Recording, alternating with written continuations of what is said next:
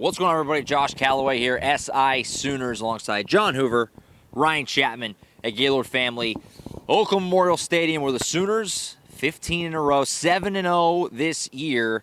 And the question was answered. Well, who would it be? It was Caleb Williams, like we all thought, and he was spectacular. 4 touchdowns tonight as the Sooners rout TCU 52-31. Finally win a game comfortably, finally cover a spread. First game this year outside of Western Carolina, which, as we established, does not count. First game this year that wasn't one possession. Absurd when you take that into consideration. Sooners win it by 21 tonight. Hoove will go right to the top. Caleb Williams, he was great. Talk about it. He did everything you could want first start. Caleb Williams was, no other words for it, spectacular. Yep. He unlocked the big plays. He got the running game going. You saw him throwing the ball down the field. Guys, he had 295 yards passing at the end of the third quarter. To go with 4 touchdown passes, to go with a mind-bending 41-yard touchdown run, on which Ryan pointed out no one actually touched him. Right. He's like the gingerbread man. You can't catch him. What was that? Where did that – I mean, this kid, he's a freshman. He's a true freshman. Cale Gundy was the last true freshman to start at the University of Oklahoma at quarterback in 1990. And he broke those records tonight, the records that Cale Gundy set 31 years ago. Caleb Williams comes out and shatters them tonight. Yeah, Just first time out. Unbelievable performance. His first start, he was warming up to the crowd. The crowd certainly warmed up to him when he was announced on the video board as the starting quarterback. The crowd went crazy. It's the loudest I've heard here, I think, for those introductions. And the other thing was Lincoln Riley announced about 10 minutes before kickoff in the press box, on the press box PA, that Caleb Williams will start at quarterback. And, of course, everybody starts scrambling and writing their stories that Caleb Williams. Right. It was so obvious after the Texas game, and yet when it happened, it was so momentous. Again, first quarterback in 30 years to start. At Oklahoma. Just a phenomenal. He did not disappoint you guys. He did not disappoint. Again, hit his first 10 passes, was 13 of 15 at halftime. Are you kidding me? The guy's unbelievable. Right, and this place, it can't be overstressed. When they announced Caleb Williams on the lineup video, erupted. I mean, if you've ever been here, they do the Sooners in the NFL.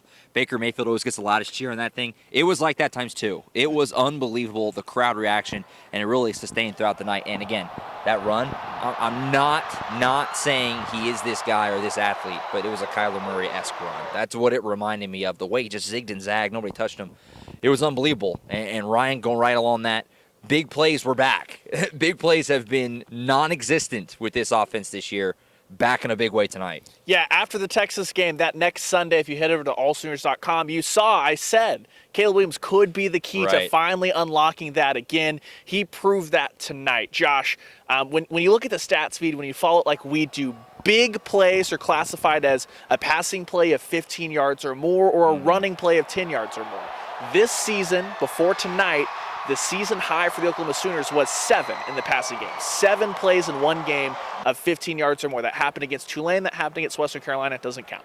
Tonight, in the first half, I'm not talking the whole game. I'm talking about the first half alone, Oklahoma had 8 of those completions of 15 yards or more. Of those 8, Josh, 4 of them, half of them were for 30 yards or more. It wasn't just 16 yards, 16 yards. It was 30 yards. 40 yards. It was exactly what we saw in the Cotton Bowl last week, throwing 50-50 balls to wide receivers. It was Marvin Mims last week that was the beneficiary. Tonight, it was guys like Mike Woods. Jaden Hazelwood bounces back with a huge 3-touchdown performance. Caleb Williams is the real deal, and this Lincoln Riley offense looks like a Lincoln Riley offense again. Gone are going to be the days of 7.5 yards per completion. It was super efficient, but you fit 3 balls into triple coverage. It was a disaster. Really only one ball tonight that a TCU defensive back really even made a play on. So, Josh, we've got the guy right here to ask, but Kirk Herbstreit on this telecast said the way college football's been tonight, there's no reason why Caleb Williams should not be in the Heisman conversation. He had his Heisman moment last week, leading Oklahoma all the way back. Do we think he can get in it? I do. I mean, it may be hard to win it just because of the games thing, but finalists is certainly in play. And like we've talked about before on our podcast and what have you, it's wide open. Nobody has run away with it. And if Caleb Williams keeps doing this and Oklahoma keeps winning games, I don't see why not. Do you want to chime in there? If he plays at this pace, he can absolutely get to New York City, possibly get enough votes, because this is a weird year for the Heisman. Very. You see a couple of guys, the Michigan State running back, a couple of other guys who are having Heisman-worthy seasons. How long is that going to last for them? Caleb Williams is just getting started. And he's done it with a great fanfare, the number one recruit in the country coming into Oklahoma, replacing Heisman Trophy winners. Absolutely, I think there's a possibility. And when you see a guy like Kirk Herbstreit come out during the broadcast, a national broadcast, and say it in front of millions of people, there's a lot of Heisman voters that are watching this that are going to say, it's probably a good idea. He's playing as good as him. Now, he has to keep up this pace. You can't have bad games. You can't have a 3-interception game or have a stunning loss to Baylor or something like that. You have to keep winning. You have to stay undefeated. You have to take your team to a championship, and you have to put up mind-bending numbers. Right. Boy, he's been unbelievable to watch for the first 6 quarters-ish of his career really here. Can't wait to see what he continues to do. An unbelievable first start for Caleb Williams. Now, while the offense was good, defense not horrible, but definitely not good, and the secondary was bad. John, the secondary's got some serious problems. It already wasn't spectacular. Now they're dealing with injuries. That's easily the biggest weak spot on the team right now. Yeah, TCU comes into this game without their leading running back. Zach Evans is hurt. He did not play. You think they're going to be a little bit one-dimensional. Yeah, they were one-dimensional. They threw the ball all over the place. It was like, where did that come from? This has been a team that last week against Texas Tech rushed for almost 400 yards. Tonight, Max Duggan comes out, throws for 346 yards, 4 touchdowns, hits 20 of 30 passes, 20 completions, 346 yards. He's going over the top. Oklahoma's defense, their defensive backs especially, were getting turned around, twisted, turned, topsy-turvy. It was like these guys haven't been practicing this week, have they? That's what it looked like. And I'm sure Alex Grinch probably is wondering as well, who are these guys that are playing, because they're not the same players we're seeing at practice. It was a mess.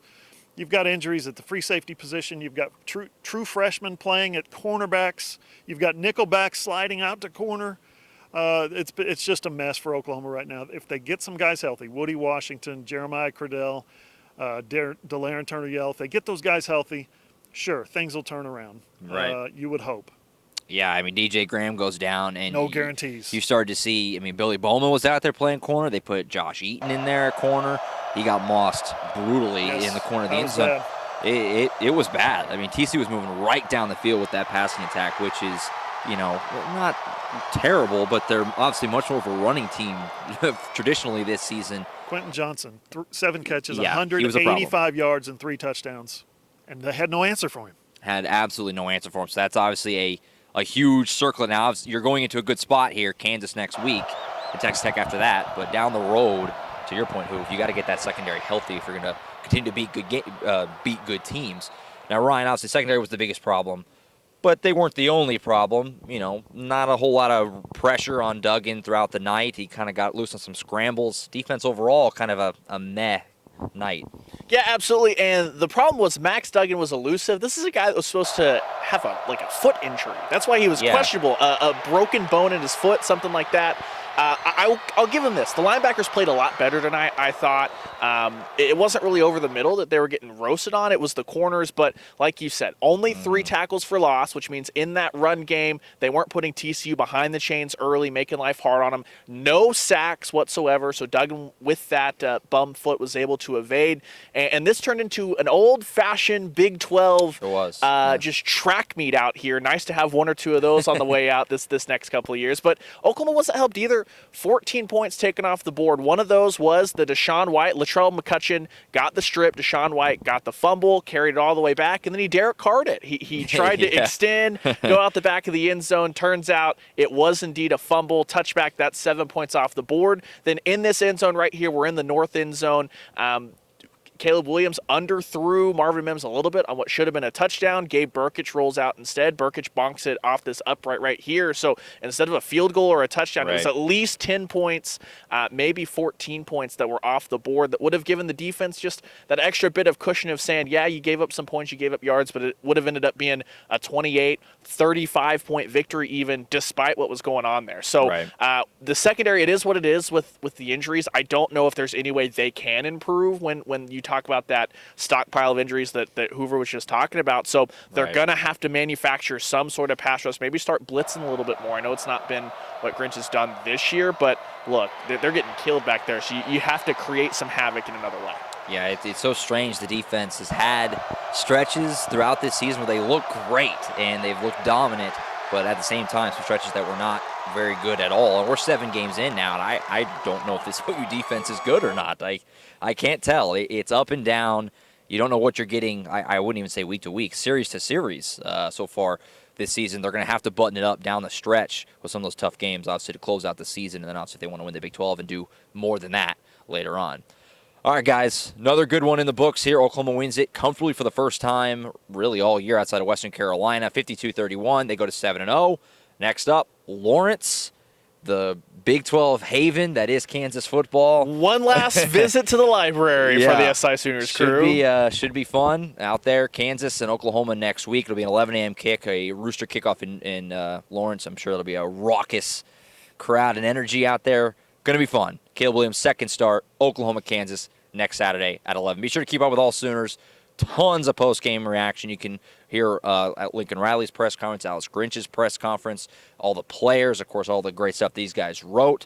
Our post-game podcast should be coming up Sunday morning. Tons there for you. Please check out allsooners.com. Everything you could want is there, and we'll see you next week for Kansas. Going to be fun. Oklahoma, Kansas. John Hoover and Ryan Chapman. I'm Josh Callaway.